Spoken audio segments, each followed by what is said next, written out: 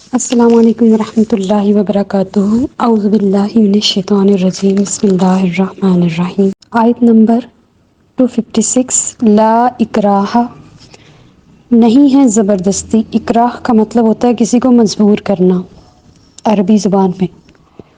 اردو میں اکراہ کراہیت سے ہوتا ہے نا، کراہیت ہوتا ہے اپنے آپ کو اس کام کے اوپر لے کے آنا جہاں ہمارا کرنے کا دل نہیں چاہ رہا، زبردستی کرنا، مجبوری میں آ کے کرنا۔ لا اکراہ نہیں ہے زبردستی فی الدین، دین میں، قد بے شک تبینہ واضح ہو چکی، رشد ہدایت، من الغی گمراہی سے۔ فمن یکفر پس جو کوئی انکار کرے بالطاغوت شیطان کا، ویؤمن باللہ اور ایمان لائے اللہ پر، فقد استمسک تو پس اس نے پکڑ لیا بالعروۃ الوثقی مضبوط حلقہ، لا انفصام لہا جو کہ نہیں ٹوٹنے والا، واللہ اور اللہ تعالیٰ سمیع علیم سننے والا اور جاننے والا ہے۔ کتنی پیاری آیت ہے۔ اگر ہم اس کو بنظر غائر جس کو بولتے ہیں نا، بالکل نیوٹرل ہو کے دیکھیں تو ہمارے دین میں زبردستی نہیں ہے۔ میں آپ کو زبردستی اس پہ لا نہیں سکتی، میں آپ کو صرف دعوت دے سکتی ہوں۔ ہمارا دین کہتا ہے دین میں زبردستی نہیں ہے، کوئی مسلمان ہونا چاہے ہو جائے، کوئی کافر رہنا چاہے تو اس کو آزادی ہے، وہ کافر رہے۔ اگر وہ اپنے قائد کے مطابق کسی کو تنگ کیے بغیر خاموشی کے ساتھ زندگی گزار رہا ہے تو کسی مسلم کو اس کے اوپر زبردستی کر کے اسے اسلام کی طرف راغب کرنے کی ضرورت نہیں ہے۔ اگر وہ آپ کو کچھ نہیں کہہ رہا، آپ اس کو اس کے عقائد کے مطابق زندگی گزارنے دیں۔ ہاں، اسلامی قانون میں ہوتا ہے کہ جو مسلم ممالک ہوتے ہیں وہاں پہ کوئی غیر مسلم رہے تو ان کو جزیہ دینا پڑتا ہے۔ جزیہ مینس ٹیکس دینا پڑتا ہے، تاکہ ان کے جان مال اور ان کی عبادت گاہیں مسلمانوں کے ہاتھوں یا کسی بھی بد مذہب کے ہاتھوں محفوظ رہیں۔ تو اس لیے اللہ تعالیٰ فرمانے دین میں زبردستی نہیں، بڑا واضح ہے، بڑا صاف ستھرا ہے، بڑا پیارا ہے۔ اور اسلام تو پھیلا ہی امن سے، محبت سے، پیار سے، بغیر تیر تلوار کے۔ ہم نے مکہ فتح کر لیا، اور کیا چاہیے؟ جو گڑھ تھا یہودیوں عیسائیوں کا، کافروں کا، جو ان کی رہنے کی جگہ تھی، صدیوں سے وہ وہاں رہ رہے تھے، ان کو بغیر تیر تلوار کے، بغیر ایک قطرہ بہائے بھی فتح کر لیا، بالکل خاموشی کے ساتھ۔ اس بات نے ثابت کیا کہ دین میں زبردستی نہیں۔ قد تبین الرشد من الغی، یہ مدنی صورت ہے، اور مدینہ میں پہنچتے تک دین کی ساری صورتیں واضح ہو چکی ہوئی تھی، اور اصل میں دین کیا ہے وہ واضح ہو چکا ہوا تھا، اور اس وقت پتہ چل گیا تھا کہ ہدایت کون سی ہے اور گمراہی کیا ہے، اسلام کیا ہے اور کفر کیا ہے۔ تو اللہ تعالیٰ فرما رہے ہیں اب اتنا عرصہ گزر جانے کے بعد اسلام کی اور دین کی حقیقت کھل گئی ہے، لہٰذا ہدایت واضح ہو چکی ہے، گمراہی الگ ہو چکی ہے اور ہدایت واضح ہو چکی ہے۔ وَمَن یکفر پس جو کوئی کفر کرے، انکار کرے، بالطاغوت شیطان کا، وَیُؤْمِن بِاللَّہِ اور اللہ پر ایمان لائے، تو بس اس نے مضبوط حلقہ پکڑ لیا۔ کفر کا انکار کرنا ہے، شیطان کا انکار کرنا ہے، ظلم کا انکار کرنا ہے، اور اللہ پر ایمان رکھنا ہے۔ اور جو کوئی اس راستے پر چل پڑا، یعنی کہ جس کو عدل کرنا آ گیا، جس کو انصاف کرنا آ گیا، جس کو کفر اور اسلام میں فرق کرنا آ گیا، جس کو ہدایت اور گمراہی میں، جس کو اسلامنائزیشن اور شیطانائزیشن میں سب فرق سمجھ آ گیا، تو بس اب اس کا حلقہ مضبوط ہو گیا۔ عروۃ الوثقی سے مراد ہے اسلام کا دائرہ جس کے اندر وہ آ کے بیٹھ گیا۔ ہم نے پہلے پڑھا کہ دین کی حدیں ہیں، دین کا ایک دائرہ ہے، ہم اس دائرے کے اندر جتنا اچھل کود سکتے ہیں اچھل کود سکتے ہیں، لیکن اس دائرے سے باہر نافرمانی ہے۔ ہمیں اپنی حدوں سے کراس نہیں کرنا، اپنی لیمٹس کو کراس نہیں کرنا، ہم نے اس مضبوط حلقے کو پکڑ کے رکھنا ہے، لا انفصام لہا جو ٹوٹنے والا نہیں۔ ایک بار اگر بندہ اسلام کا پلہ پکڑ لے تو کبھی بھی یہ حلقہ نہیں ٹوٹتا، الا یہ کہ شیطان موت کے وقت اس کو اس کے دین سے برگشتہ کرنے کی کوشش کرے، اسے اپنا کلمہ پڑھانے کی کوشش کرے، اللہ تعالیٰ کسی دشمن پر بھی یہ وقت نہ لائے تو وہ الگ بات ہے۔ لیکن قرآن کہتا ہے کہ لا انفصام لہا، یہ حلقہ ٹوٹنے والا نہیں ہے۔ اللہ اپنے بندے کا بہت بڑا محافظ ہے، کامل مرشد موت کے وقت بندے کے سامنے آ جاتے ہیں اور وہ اس کو پہلا کلمہ پڑھا دیتے ہیں اور اس کو ایمان کے اوپر اس کا خاتمہ کرا دیتے ہیں، اس لیے کامل مرشد ضروری ہے۔ یہ وہ مضبوط حلقہ ہے، کامل مرشد مضبوط حلقہ ہے اسلام لانے کے بعد، جو انسان کو ٹوٹنے نہیں دیتا، جو انسان کو بکھرنے نہیں دیتا، اسے اپنے مقصد سے ہٹنے نہیں دیتا، اپنے دین سے دور نہیں ہٹنے دیتا۔ واللہ سمیع علیم، اور اللہ تعالیٰ سننے والا، جاننے والا۔ آیت نمبر 257۔ اللہ تعالیٰ ولی ہے الذین آمنوا، ایمان والوں کا، یخرجہم نکالتا ہے انہیں من الظلمات اندھیروں سے، الی النور نور کی طرف، والذین کفروا اور جنہوں نے کفر کیا، اولیاءہم ان کے ساتھی، طاغوت الشیطان ہے، یخرجونہم انہیں نکالتے ہیں، من النور الی الظلمات نور سے اندھیروں کی طرف، اولئک یہی وہ لوگ ہیں، اصحاب النار دوزخی ہیں، ہم فیہا خالدون ہمیشہ رہنے والے ہیں اس میں۔ بہت ہی آسان آیت ہے، شاید میرے پڑھنے سے ہی آپ کو سمجھ آ گئی ہوگی کہ اللہ تعالیٰ اس آیت میں کیا کہنا چاہ رہا ہے، کہ اللہ ولی ہے ایمان والوں کا، مددگار ہے۔ ولیٌ کا جو لفظ ہے قرآن پاک میں 92 ٹائمز، 92 دفعہ آیا ہے، اور اس 92 کو ہم دلالت کرتے ہیں حضور شیخ عبد القادر جیلانی غوث اعظم دستگیر کی عمر مبارک پہ، کہ ان کی عمر بھی 92 سال تھی اور وہ ولایت کے سردار ہیں۔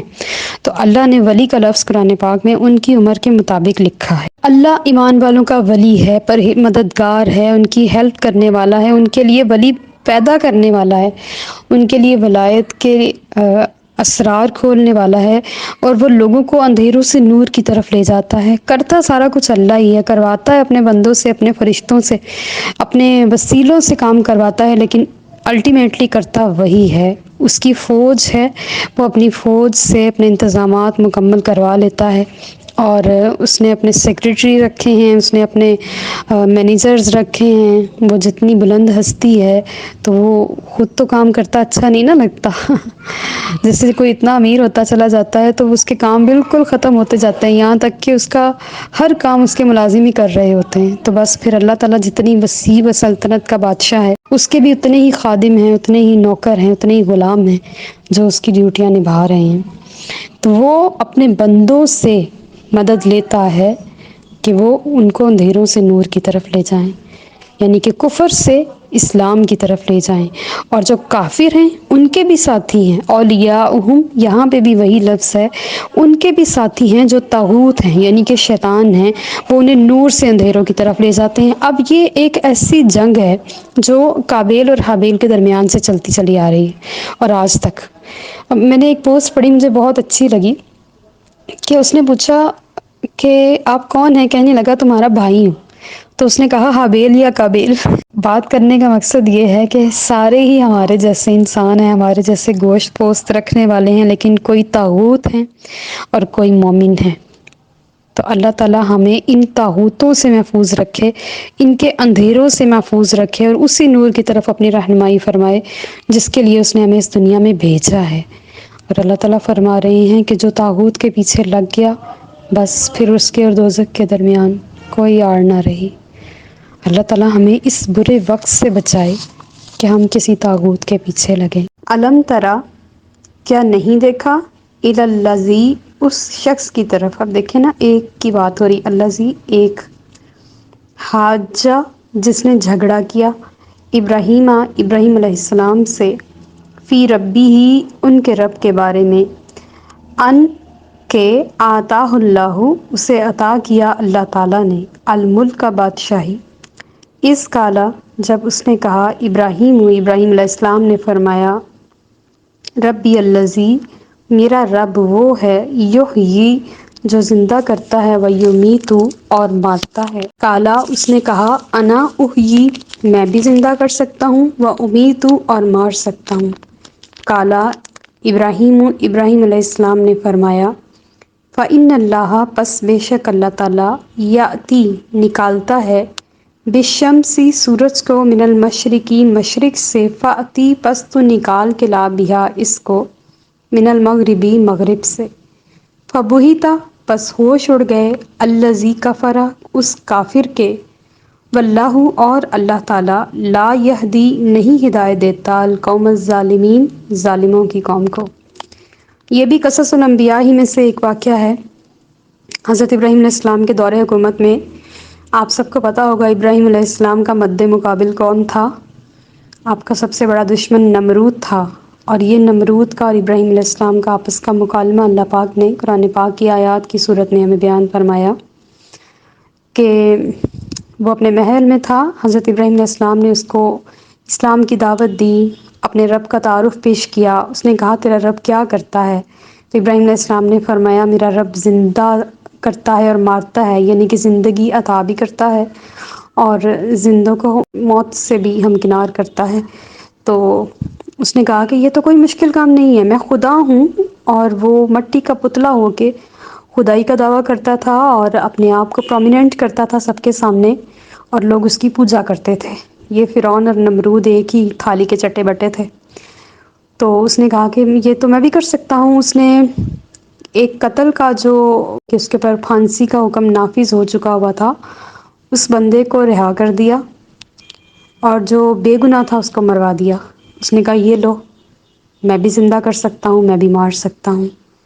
تو ساتھ ہی ابراہیم علیہ السلام کی ذہانت ویسے بھی باقی انبیاء کرام کی نسبت تھوڑی سی زیادہ اس لیے ہے کہ آپ اللہ کے خلیل ہیں، اللہ نے آپ کو اپنا محبوب بنایا ہے، اپنا دوست بنایا ہے۔ محبوب علیہ الصلوۃ والسلام کا رتبہ سب سے بلند ہے، پھر ان کے بعد ابراہیم علیہ السلام جن کو اللہ نے اپنا خلیل، اپنا دوست بنایا ہے۔ تو دوستی اور محبت ہی دنیا میں دو رشتے ایسے ہوتے ہیں جو ہر قسم کی غرض اور چیزوں سے پاک ہوتے ہیں، اور یہ چلتے ہیں تا قیامت، اور اس کے بعد بھی اگر یہ نیک ہوں تو۔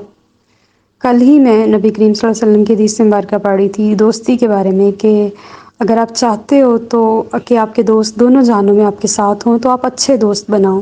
تو حضرت ابراہیم علیہ السلام نے فوراً ہی اس کو لاجواب کرنے کے لیے اگلا پوائنٹ رکھا کہ میرا رب وہ ہے جو سورج مشرق سے نکال کے مغرب میں غروب کرتا ہے، تو سورج کو مغرب سے نکال کے دکھا۔ تو وہ حیران رہ گیا کہ یہ تو میں نہیں کر سکتا۔